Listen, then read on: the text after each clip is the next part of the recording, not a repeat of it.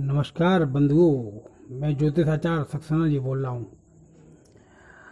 आज मैं आपको बताता हूँ कि ये रत्न कैसे धारण किए जाते हैं, किस उंगलियों में धारण किए जाते हैं और कब धारण किए जाते हैं, इसके बारे में आपको मैं बताता हूँ डिटेल में। क्योंकि कुछ लोग रत्न धारण तो कर लेते हैं लेकिन गलत उंगली में पहन लेते हैं, गलत टाइम पे पहन लेते हैं, तो वो पूरा फल नहीं दे पाते, सही रूप से काम नहीं करते। मैं आपको बताता हूँ कि किस दिन कौन सा नग पहना जाता है, कैसे पहना जाता है, किस प्रकार की पूजा की जाती है, उसके बारे में मैं बताता हूँ। हमारे हाथों में 5 उंगलियां होती हैं, एक अंगूठा होता है और 4 उंगलियां होती है, ऐसे 5 उंगलियां होती हैं। तो अंगूठे के बाद जो पहली उंगली होती है उसको बोलते हैं तर्जनी। पहली उंगली को तर्जनी बोलते हैं और इसका स्वामी होता है गुरु। द्वितीय उंगली होती है मध्यमा बोलते हैं उसको, इसका स्वामी शनि होता है। तृतीय उंगली जिसका नाम अनामिका है उसका स्वामी सूर्य होता है। चौथी उंगली सबसे छोटी उंगली इसको कनिष्का बोलते हैं, इसका स्वामी बुध होता है। तो जैसे कि आपको सूर्य का नग पहनना है यानी कि माणिक पहनना है आपको, तो माणिक पहना जाएगा आपकी अनामिका उंगली में, यानी कि पहली दूसरी तीसरी नंबर की उंगली में अनामिका में पहना जाता है सूर्य का नग, माणिक या लाल हकीक। दिन कौन सा रहता है? रविवार। और उसका समय होता है सुबह सूर्योदय से लेके 9 बजे तक। ये तो उसका टाइम हो गया। अगर आपको मोती पहनना है तो मोती को पहना जाता है सबसे छोटी उंगली में यानी कि कनिष्का में। उसका समय होता है शाम का या रात्रि का। शाम को सूर्यास्त के बाद से लेके 7-8 बजे तक आप उसको पहन सकते हैं सबसे छोटी उंगली में। मोती या सफेद हकीक। दिन होता है सोमवार।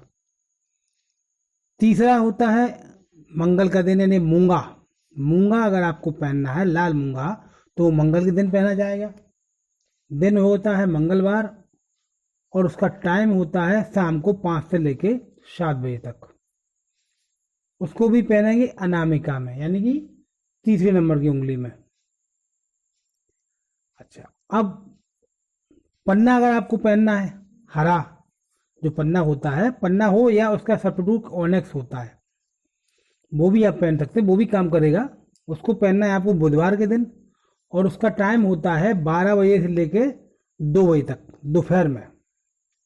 उसको पहनते हैं सबसे छोटी उंगली में यानी कि कनिष्का में।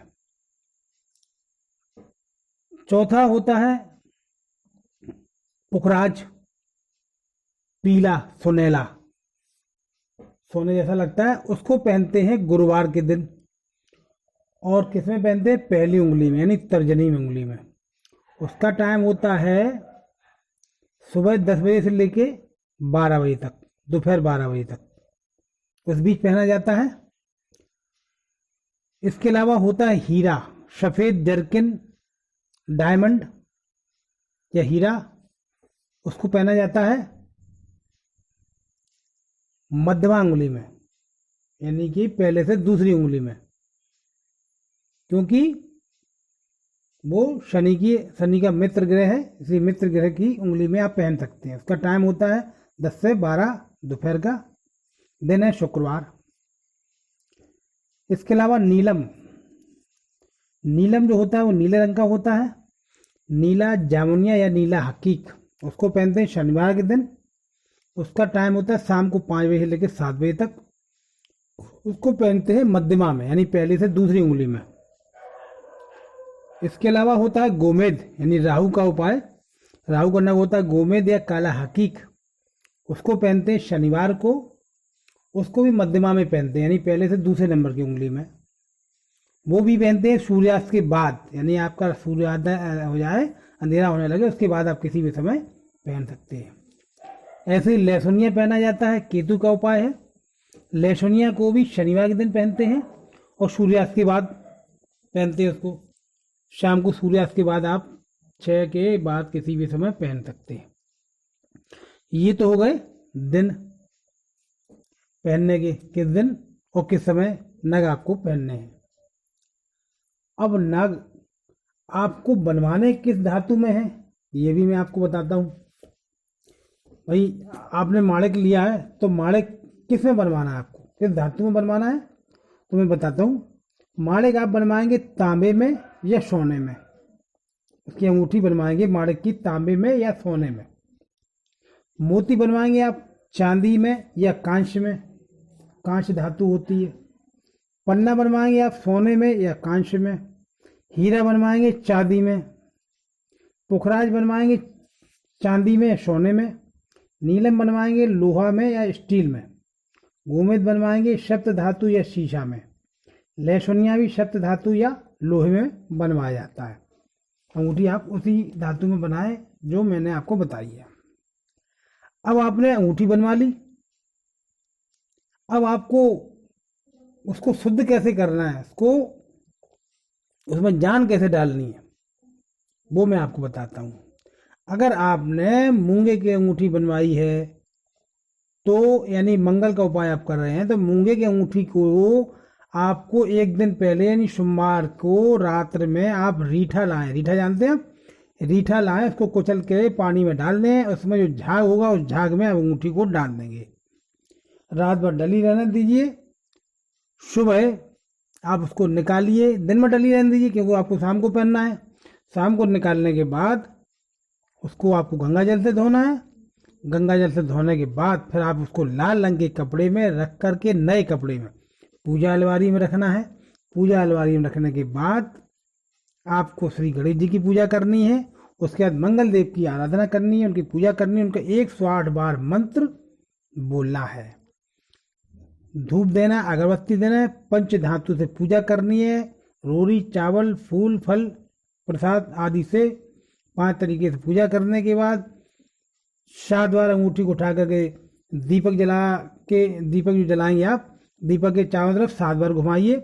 उसके बाद देवता का ध्यान करिए कि हे देव मेरा कल्याण कीजिए, मुझ पर कृपा कीजिए, और फिर आप उसे उंगली में पहन सकते हैं। ये तो हो गया आपको मूंगा का। अब आपको अगर माणिक पहना है यानी सूर का उपाय करना है तो सूर के लिए माणिक को आप नींबू के रस में डालेंगे।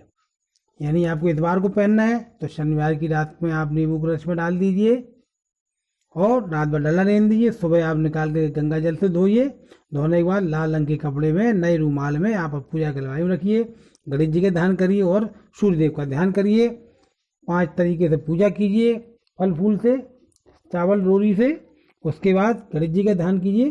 गणेश जी ध्यान करने के बाद फिर सूर्यदेव का ध्यान कीजिए, और सूर्यदेव का ध्यान करने के बाद आपको 108 बार सूर्य मंत्र को बोलना है। उसके बाद दीपक के चारों तरफ घुमाना है अंगूठी को। धूप दीपक अगरबत्ती लगाइए, अगरबत्ती की खुशबू दीजिए उसमें। उसके बाद उसको ध्यान कीजिए, उनसे ही प्रार्थना कीजिए, हे देव मेरा कल्याण कीजिए, मुझ पर कृपा कीजिए। इसके अलावा जो भी आपके रत्न हैं वो आप दूध में डाल सकते हैं। माणिक और मूंगा को छोड़ करके जो भी आप रत्न लेते हैं, अंगूठी बनवाते हैं, वो सारे आप जिस दिन पहनने हैं उससे एक दिन पहले दूध में डाल दीजिए। सुबह गंगा जल से धोइए और जो मैंने आपको टाइम बताया उस टाइम के हिसाब से उसी टाइम पे उसको उसी विधि से धारण कीजिए जो विधि मैंने आपको बताई है। सबके मंत्र अलग अलग हैं, मैं मंत्र भी आपको बताऊंगा, उसी तरीके से आपको धारण करने हैं। अच्छा, अब आपके पास अगर रत्न लेने की गुंजाइश नहीं है, अंगूठी बनवाने की गुंजाइश नहीं है, तो इनकी जड़ें भी आती हैं।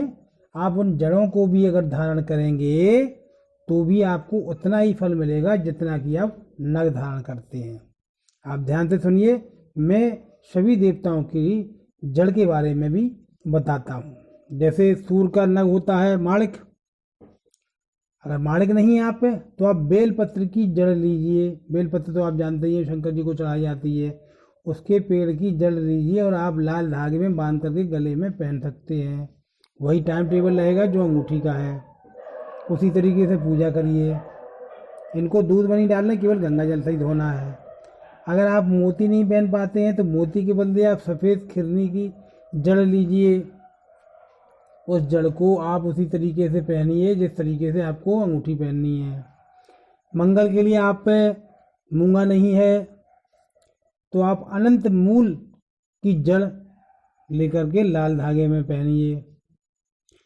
चंद्रमा की सफ़ेद धागे में, सूर्य और मंगल की लाल धागे में पहनिए। बुद्ध का अगर आप माणिक नहीं ले ऑनक्स नहीं ले सकते तो विधारा एक पेड़ होता है, उसकी जड़ लेकर के भी आप हरे धागे में बांध सकते हैं गले में पूजा पाठ करने के बाद। गुरु के लिए अगर आप पुखराज नहीं ले सकते हैं तो नारंगी रंग की केला की जड़ लीजिए, उसको भी पीले धागे में बांध सकते हैं, या एक हल्दी की गांठ को भी आप पीले धागे में बांध सकते हैं। शुक्र के लिए शरपोरप या गूलर की जड़ लेकर के आप सफ़ेद धागे में बांध सकते हैं। शनि के लिए शमी के पेड़ की जड़ ले सकते हैं, या काले वृक्षों की जड़ आती है वो भी आप गले में बांध सकते हैं। राहु के लिए आप अश्वगंध की जड़ ले सकते हैं, वो नीले धागे में बांधना है। केतु के लिए अश्वगंध की जड़ ले सकते हैं या कुश की जड़ ले सकते हैं, वो भी आसमानी रंग के धागे में गले में आपको बांधना है। जड़ आप पंचामृत से भी स्नान करा के जड़ को शुद्ध करके फिर गंगा जल से धो करके आप इसी विधि से पहन सकते हैं। अब मैं आपको जो ग्रहों के मंत्र हैं वो मैं मंत्र आपको वीडियो में दिखाता हूँ कि किस ग्रह के कौन से मंत्र हैं। आपको 108 बार उन मंत्रों को पढ़ना है। उसके बाद ये नग या जड़ आपकी सिद्ध हो जाएंगी। आप उनको पहनेंगे तो आपको लाभ मिलेगा। और जिस विधि से मैंने आपको बताया है उसी विधि से करिए, और जिस उंगली पे मैंने आपको बताया है उसी उंगली में आप उसको पहनेंगे, तभी आपको पूरा लाभ मिलेगा। जब तक आप अंगूठी या जड़ को सिद्ध नहीं करेंगे तब तक ये पूर्ण रूप से काम नहीं करती है।